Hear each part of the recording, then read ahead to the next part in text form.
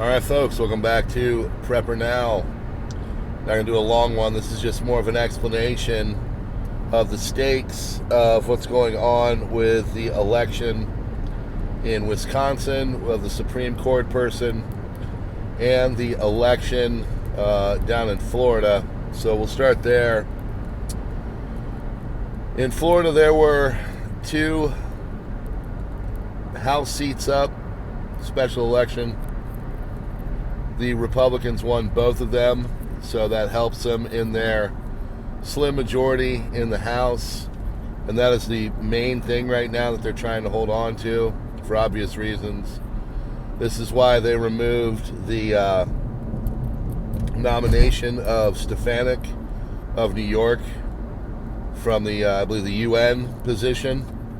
So they are holding on to it there. That was good for them.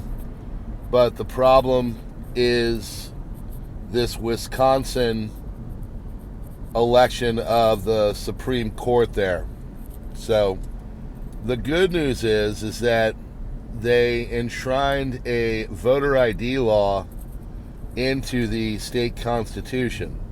Now, I don't know exactly what that's like and what it says. Sometimes they'll put that in there, but it's kind of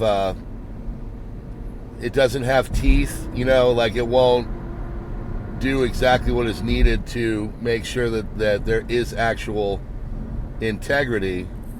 So, but voter ID laws are good because we should have security in that kind of a fashion. So we shall see exactly what that looks like. But the Supreme Court, which has 7 members, was liberal, and they went to a vote for the person to replace, I guess, the other member retiring, because it's a 10-year term, okay? So the lady won, I forget her name, but she beat the conservative. His name was Schimmel. And now the Wisconsin Supreme Court will have a 4-3 liberal lean, which, I mean, it had before, so it hasn't changed a lot of stuff. But the problem is that there is a desire to redistrict, and as the Republicans are putting it, potentially gerrymander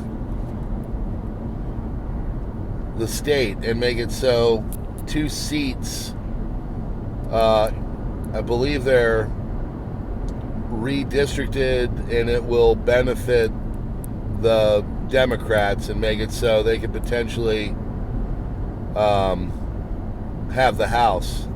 Now, I don't know how it works in the state or, in the federal government. That's why the Republicans are trying to keep everything as locked in as possible right now. So there's time. It would take some stuff to get there, but don't just expect some people starting to cry out when the gerrymandering starts to take effect, and they got to take it to the Supreme Court for approval and yada yada yada. So there is not terrible for the Republicans yesterday, but the one thing they really kind of needed was that Supreme Court spot. So that is kind of what's going on there. Politics as usual. Still an ideological fight. Other things going on. Politically, Doge is still rolling through. RFK is getting rid of a bunch of HHS jobs, and Department of Justice is looking for a realignment, and just more. Then USAID has basically been dissolved. So, depending on whatever political aisle you're on, it's been, for the pro-Trump people, it's been a pretty good couple months, just as long as he doesn't get us into a war with Iran. And as it stands right now, it seems like it's more of a show of force, the peace through strength thing that he likes. So let's hope it stays there, and that buildup in Diego Garcia is more for the Houthis and a warning to Iran to get them to the negotiating table and get a nuclear deal. So we'll see.